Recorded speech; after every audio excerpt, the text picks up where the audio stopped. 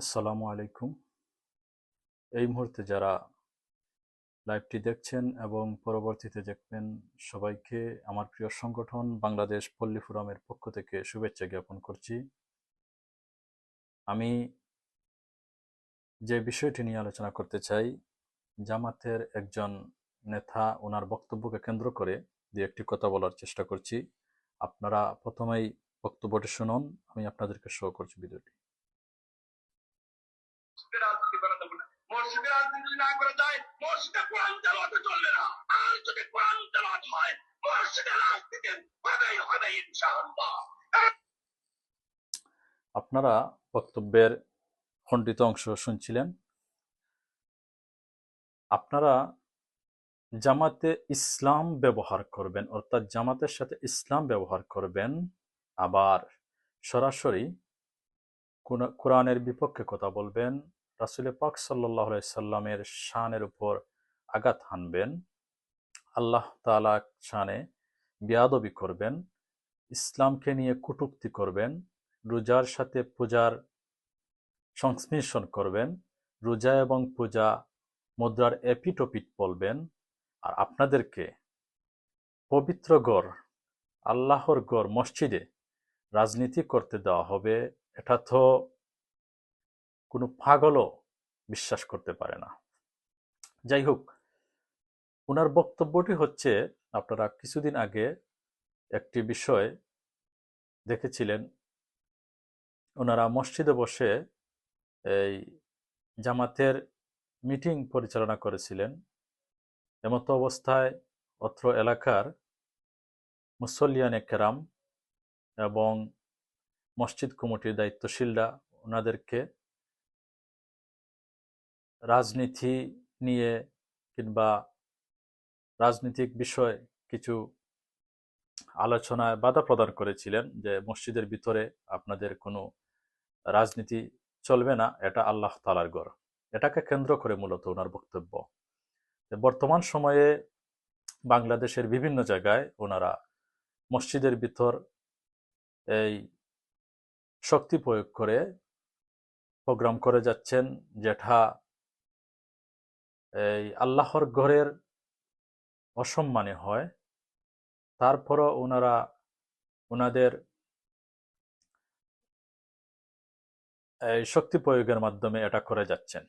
যাই হোক, উনি যে কথাটা বলেছেন আপনারা শুনতে পেয়েছেন। উনি স্পষ্ট বলেছেন, জামাতকে মসজিদের ভিতর রাজনীতি করতে না দেওয়া হলে পবিত্র কালামে পাকের তিলাওয়াত শেখানো হবে না, এবং পবিত্র কালামে পাকের তিলাওয়াত হলে অবশ্যই জামাত মসজিদের ভিতর রাজনীতি করবে, যেটা নিঃসন্দেহে একটি গুমরাহি কথা এবং পবিত্র কালামে পাকের সাথে বিদ্বেষপূর্ণ কথা, এবং সরাসরি আল্লাহ তাআলার সাথে যুদ্ধ শামিলের মতো একটি কথা। এই কথা কোনো মুমিন মুসলমান মেনে নিতে পারে না। এখন কেউ বলতে পারেন যে এই বক্তব্যটা তো অনেক ছোট একটি বক্তব্য। না, অনেক বিস্তারিত এই বক্তব্য রয়েছে, লম্বা বক্তব্য রয়েছে। আমি পুরো বক্তব্য শুনেই বলছি আপনাদেরকে। এখানে হয়তো পুরো বক্তব্য দিলে আমি কথা বলতে পারবো না। আমি চেষ্টা করব ভিডিওটি কমেন্ট বক্সে দেওয়ার জন্য। যাই হোক, শুধু আপনাদেরকে মসজিদের ভিতর কেন মিটিং করতে দেওয়া হচ্ছে না, তার তো অনেক কারণ রয়েছে। তার আরেকটি কারণ আমি আপনাদেরকে শো করতে চাই, একটু আপনারা শুনুন। আমি আপনাদেরকে এটা একটা সবক হিসাবে দৃষ্টান্ত আপনাদেরকে পাঠ করব। আমরা তো মানুষ পূজা করি। আপনারা এখানে একটু বক্তব্য শুনেছেন, এটা প্রায় 3 মিনিটের একটি বক্তব্য। আমি কমেন্ট বক্সে দেওয়ার চেষ্টা করব, আপনারা শুনে তারপর মন্তব্য করবেন। উনি স্পষ্ট ব্যাখ্যা করেছেন, মানুষ পূজার চেয়ে দুর্গা পূজা ভালো, অর্থাৎ মানুষকে সম্মান করার চাইতে দুর্গা পূজা অনেক উত্তম। আপনারা বক্তব্য শুনলে পরবর্তী হয়তো বুঝতে পারবেন। তো এই ধরনের মনোভাব যদি থাকে, আপনারা পূজায় গিয়ে, উনি যে বক্তব্যটা দিয়েছেন এটা একটা পূজায় গিয়ে দিয়েছেন, এ ধরনের মনোভাব যদি থাকে, তাহলে অবশ্যই এলাকার মুমিন মুসলমানরা আপনাদেরকে মসজিদে বাধা প্রদান করবে মিটিং করতে। নতুবা সাধারণত ইসলাম এবং দেশের কাজ হয় এমন কিছু করলে মসজিদে মিটিং করা যেতে পারে ইসলামী দল হিসাবে, তাতে কোনো সন্দেহ নেই। কিন্তু আপনারা জামাতের সাথে ইসলাম ব্যবহার করে ইসলামকে অপব্যবহার করছেন, সেজন্য এলাকার মানুষ সেটা প্রতিহত করবে নিঃসন্দেহে। তার আরেকটি প্রমাণ হচ্ছে, ওনারা বিভিন্ন দুর্গাপূজায় যান এবং হিন্দু যুবক যুবতী মেয়েদের তারা এই ডান্সের সাথে ওনারা আনন্দ উল্লাস করেন। তার আরেকটি ভিডিও আমি আপনাদের সামনে উপস্থাপন করতে চাই। অনেক ভিডিও রয়েছে, সেটা আপনারা ইতিমধ্যে দেখেছেন। আরেকটু আমি আপনাদেরকে একটু দেখাতে চাই, আপনারা একটু দেখুন।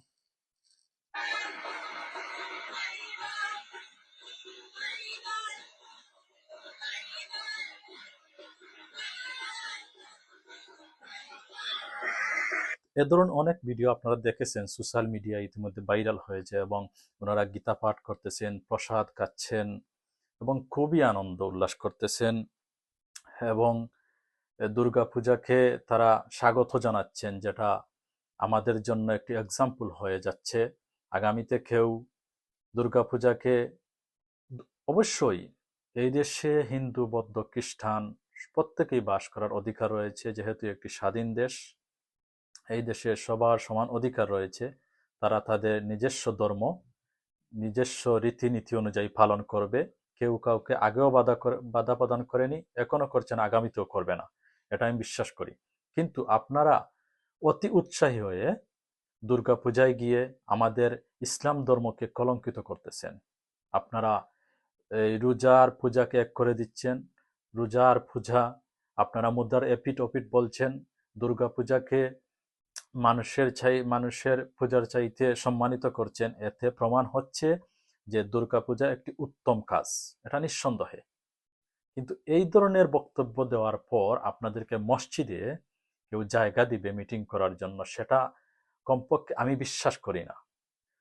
আমি আশা করব আপনারা এই ধরনের কাজ থেকে সরে আসেন। একটু আপনাদের প্রতি বিদ্বেষ নয়, একটুও নয়, আপনারা এই ধরনের কাজ থেকে চলে আসেন, ফিরে আসেন। অবশ্যই আপনাদেরকে মানুষ স্বাগত জানাবে নিঃসন্দেহে। আর আপনারা ইসলাম ব্যবহার করবেন, আবার ইসলামকে কটাক্ষ করবেন হিন্দুর পূজায় গিয়ে, সেটা কখনো কোনো মুসলমান মেনে নিবে না।